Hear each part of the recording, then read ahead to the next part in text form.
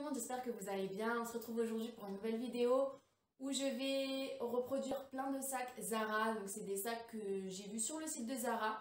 Donc je vais vous montrer un peu les sacs que j'ai repérés et comment je vais les reproduire. Les tutos seront peut-être pas détaillés à fond, sinon la vidéo va durer super longtemps et sera interminable. Mais vous pourrez retrouver tous les tutos détaillés sur ma chaîne de couture, Skybags Création Couture. Je vous mets le lien juste en dessous de la vidéo, en barre d'infos, si ça vous intéresse. Je suis trop excitée de faire cette vidéo et de reproduire les sacs que j'ai repérés. Donc on va commencer tout de suite par le premier sac, qui est un sac seau en cuir. Donc moi je vais utiliser du simili-cuir, vu que c'est ce que j'ai chez moi. Donc voici le simili-cuir que j'ai choisi d'utiliser. Donc je commence par découper deux grands rectangles. Donc j'essaye de couper ça à des dimensions de telle sorte qu'une fois cousu, j'arrive aux mêmes dimensions qui sont indiquées sur le site. Voilà, donc là j'ai mes deux rectangles orange, mais franchement ça me paraît tout petit. Le sac il va être vraiment minuscule. Alors je viens de me rendre compte que finalement on voit le dessous du sac. Sur les photos j'avais l'impression qu'on voyait jamais comment il était en dessous. Donc j'avais imaginé une façon de coudre dans ma tête. Et au final, je ne l'ai pas bien regardé, il y a une photo où on voit le dessous du sac, donc il n'est pas du tout comme j'imaginais, donc je vais revoir mes calculs. Donc ce que je vais faire, c'est que je vais enlever les 3,5 cm que j'ai ajoutés, que j'avais ajouté en plus en longueur et en largeur, du coup j'en aurai pas besoin, vu que je vais coudre d'une façon totalement différente. Bon, j'ai déplacé mon bureau parce que je trouvais qu'on voyait pas bien, j'espère que ça va être mieux comme ça. Du coup, finalement, j'ai 24 cm de hauteur. Et j'ai 18 cm de largeur. Du coup, je crois que je vais devoir encore raboter un peu. Et je vais devoir couper un fond parce que finalement, il y a un empiècement qui est vraiment un fond qui est ovale sur la photo que j'ai vue. Donc, comment on va calculer l'ovale? C'est là que tu te rends compte que tu aurais dû écouter pendant les cours de géométrie à l'école. Bon, donc j'ai testé sur un bout de carton d'abord pour voir si ça le fait avant de couper dans mon tissu. J'ai fait ça sans vous, vous m'excuserez. Hein. Donc en fait, pour former mon ovale, ce que j'ai fait, c'est que j'ai mesuré. Donc il fallait un ovale qui fasse la même taille que la largeur de mon rectangle et qui fasse 7 cm de profondeur. Donc on peut faire juste un simple rectangle au début et ensuite couper en arrondissant pour avoir l'ovale.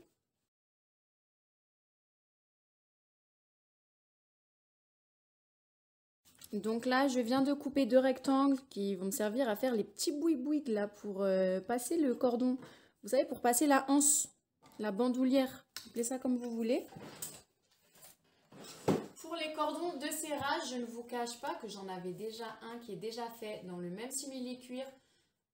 Qui était sûrement d'un ancien sac que j'avais fait, que je ne sais pas pourquoi j'ai retiré le cordon et je l'ai gardé. Peut-être que je voulais plus du sac, je ne sais pas. En tout cas, c'est parfait, c'est déjà fait.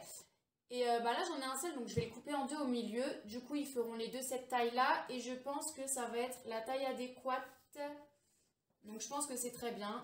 Je vais venir le couper en deux après. D'abord je vais re-regarder la photo pour être sûre de ne pas faire de bêtises. Qu'est-ce qui va me manquer? Il va me manquer la bandoulière. Donc je vais refaire un cordon comme ça. Peut-être légèrement plus épais et beaucoup plus grand pour pouvoir le porter en bandoulière. Donc j'ai repassé mes empiècements parce qu'ils étaient tout froissés. On admire le joli bazar sur le côté. Donc normalement je pense que j'ai tout à part le cordon bandoulière que je ferai à la fin.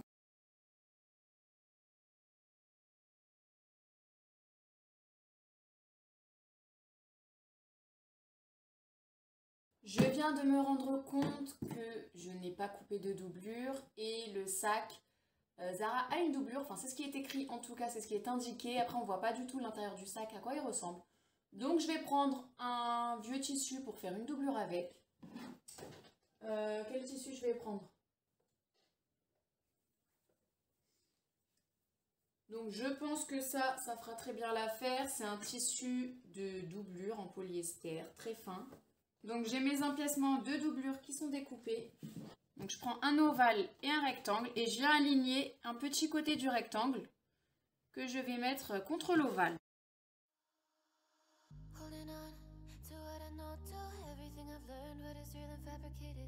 What is wrong? What is my the problem? What can I get out of this world that I created? Fighting the storms in my head. Don't know where I have been. I'm alone, no one to turn to, no one understands. Shit's too complicated. Donc je prends mes deux grands rectangles et mes deux petits rectangles. Je vais plier mes petits rectangles en deux, comme ceci.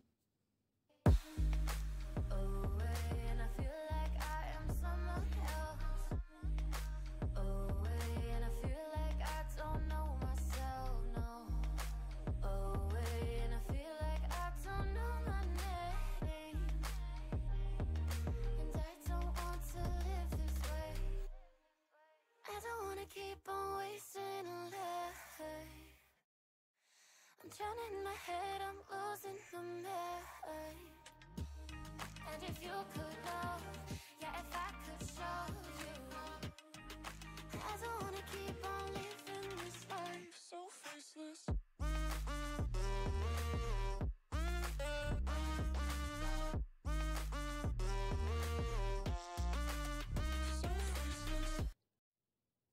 Et je viens coincer la doublure dans l'extérieur du sac.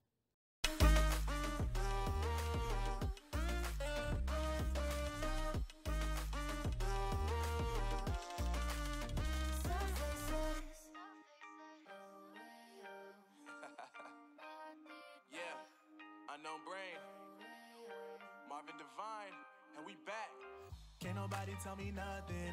Made it through the rain, I turned nothing into something. No more dealing with their assumptions, cause I do what I gotta do and I know, can't nobody do it like me. All they do is judge me for who I might be. Maybe if they took some time to pick my mind, they see that I'm cooler than lemons and iced tea. All I wanna do is live it up with the homies. Everybody really talking as if they know me, but I guess I gotta face it. I'm so tired of being faceless. I don't wanna keep on wasting life. I'm drowning in my head, I'm losing my mind. And if you could know, yeah, if I could show you, I don't wanna keep on living this life so faceless. Maintenant que j'ai coupé mon grand rectangle, je vais former un cordon avec.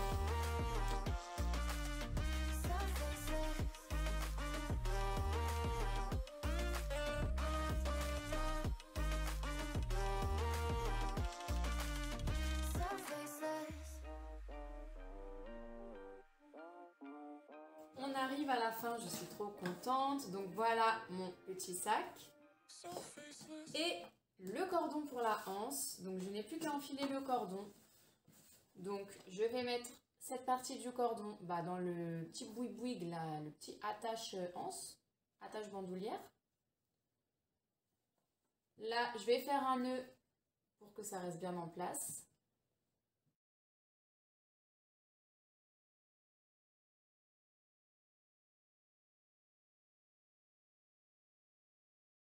Voilà ce que j'obtiens.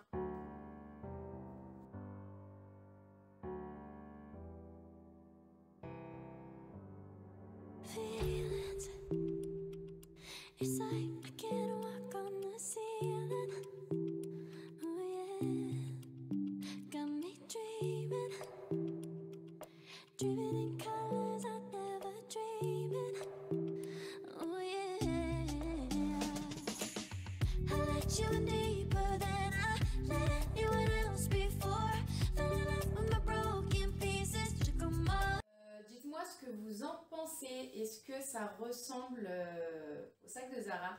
Moi, j'ai remarqué la petite différence, c'est que dans le sac de Zara, en fait, les cordons, ils sortent pas sur les côtés, ils sortent sur l'avant et ça fait une boucle. Voilà, il n'est pas identique à 100%, mais franchement, c'est pas grave parce que je le trouve trop mignon. Dites-moi ce que vous en pensez. Je pensais pas que j'allais l'aimer tant que ça parce qu'en général, j'aime pas trop les petits sacs. Moi, j'ai besoin de mettre pas mal de choses, mais franchement, je suis plutôt contente. Je pense que je vais l'utiliser pas mal.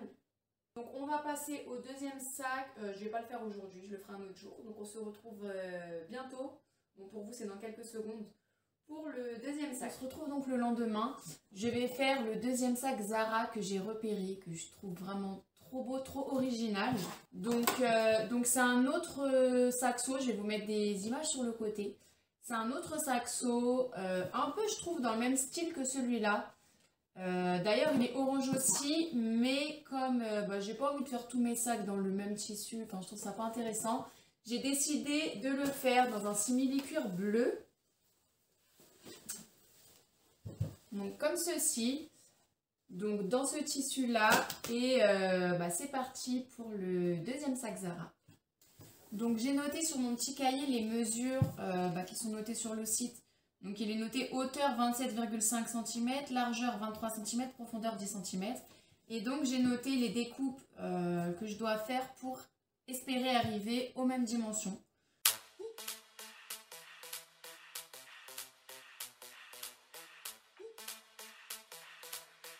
Je viens de couper tous les empiècements nécessaires pour faire le sac. Donc là, bon, c'est le tissu extérieur principal pour faire le sac. J'ai noté à l'arrière de chaque empiècement à quoi ça correspond parce que comme il y a pas mal de rectangles, des tailles un peu similaires, pour pas me tromper, donc ça va être le rectangle pour faire la bandoulière. Là, j'ai mes deux rectangles pour faire les cordons. Ah oui, rectangle, ça c'est les rectangles de tissu dans lesquels les cordons vont passer. Là, j'ai mes deux attaches bandoulières. Et là, j'ai les rectangles pour faire mes deux anses. Donc, je vais commencer par repasser tout ça. Et ensuite, je vais commencer par coudre les choses les plus faciles où je ne risque pas de me tromper. C'est-à-dire tout ce qui est bandoulière, cordon, attache bandoulière, les anses. Et je ferai ensuite l'assemblage du sac à la fin. Je vais avoir besoin également de deux petits anneaux en D et deux petits mousquetons pour la bandoulière pour pouvoir l'enlever si on a envie de porter le sac sans la bandoulière. Alors je vais commencer par m'occuper de mes deux cordons et de ma bandoulière. Donc ce sont trois empiècements qui vont être faits exactement de la même manière.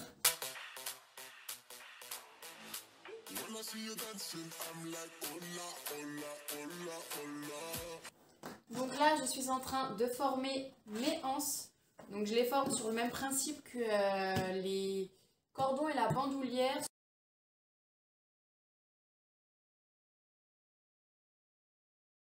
Et je vais faire exactement la même chose avec mes deux attaches bandoulières.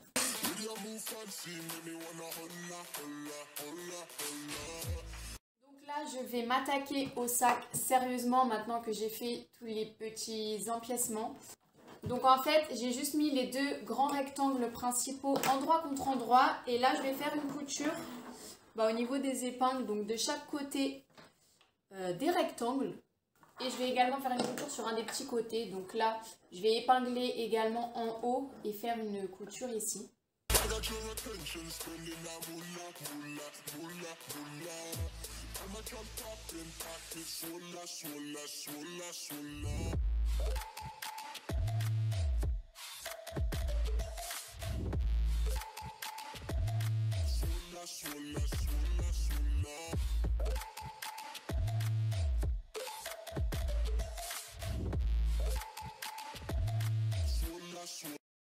Là, ce que je vais faire, c'est que je vais rentrer le haut vers l'intérieur sur 10 cm.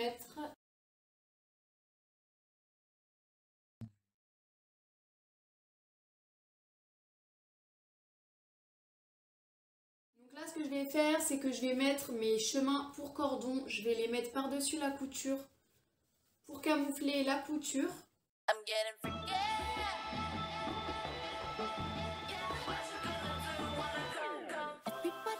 I'm a visual. Yeah, I kill it cold like a criminal. I'm everybody's type, but nobody can deny. Yes, you know I get it. I'm getting freaky. Yeah, I'ma bring the crazy. Get that freaky, freaky on. Get that freaky, freaky on. Freaky. Get it right. Get that freaky, freaky on. 챙겨 끄고다가 get freaky. Yeah, I'ma bring the crazy.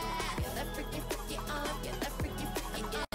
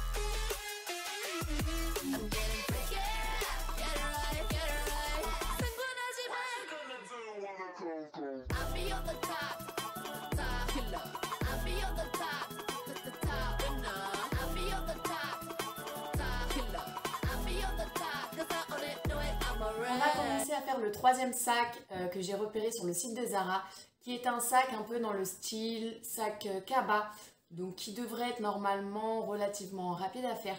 Donc je vais le faire dans ce tissu qui est toujours du simili-cuir. Je trouve que la couleur se rapproche pas mal du sac sur le site. Donc j'ai regardé les dimensions sur le site pour essayer d'avoir un sac qui fait à peu près les mêmes dimensions pour que ce soit le plus similaire possible. Donc j'ai noté hauteur 33 cm, largeur du sac 53 cm et profondeur 13 cm. Donc là je vais faire mon petit schéma des empiècements que je vais découper avec la taille pour essayer d'arriver à la même taille que le sac une fois les empiècements cousus ensemble. Ne faites pas attention au gribouillage ici, j'ai ma fille qui laisse ses œuvres d'art un peu partout. Donc hauteur 33, donc le sac j'ai l'impression qu'il fait un peu une forme de léger trapèze sur l'avant et sur l'arrière. Vous voyez, des espèces de coutures avec une forme légèrement trapèze, j'ai l'impression.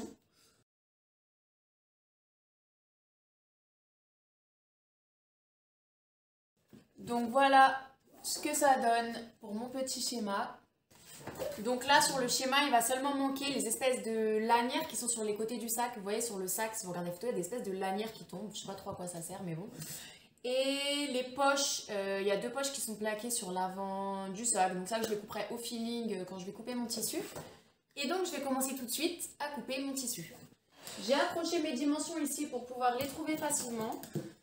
Alors,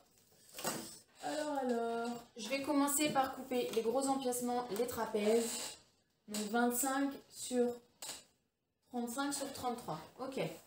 Je vais éviter de trop gribouiller sur l'envers de mon tissu parce qu'il n'y aura pas de doublure dans le sac à mon avis. Donc on va essayer de le garder un peu propre.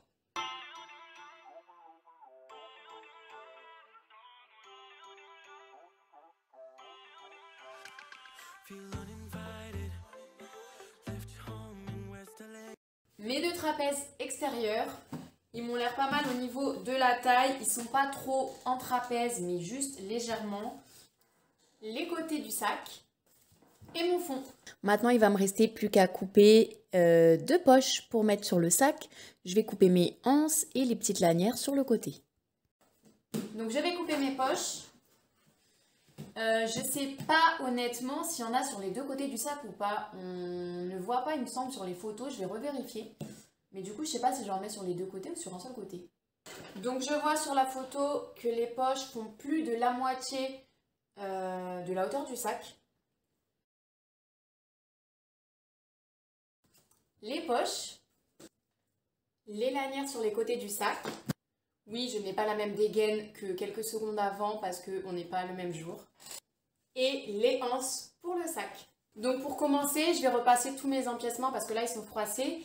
Et je vais commencer par coudre le plus facile, ce qui ne me demande aucune réflexion. C'est-à-dire, je vais commencer par faire les lanières sur les côtés du sac. Donc je vais former des cordons avec. Et je vais faire mes anses. Donc voilà les 2 lanières et les 2 anses. Je viens prendre un des empiècements extérieurs ainsi que la poche et je vais coudre la poche sur l'empiècement extérieur.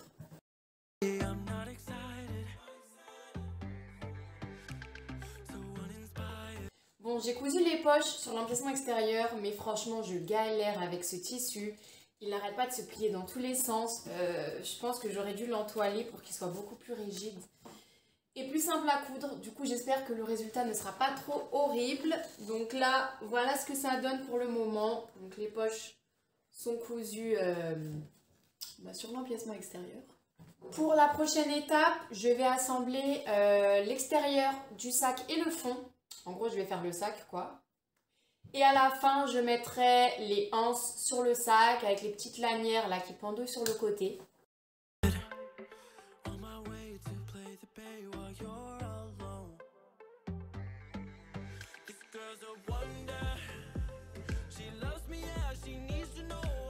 Donc je viens de coudre l'extérieur et le fond du sac et j'ai retourné le sac à l'endroit. Donc voilà ce que ça donne pour le moment. Donc je trouve que c'est pas mal, on se rapproche un peu du résultat final. Je vais mettre les lanières sur le côté ainsi que les anses et après ça sera terminé normalement. Donc voilà le résultat, à quoi ressemble le sac.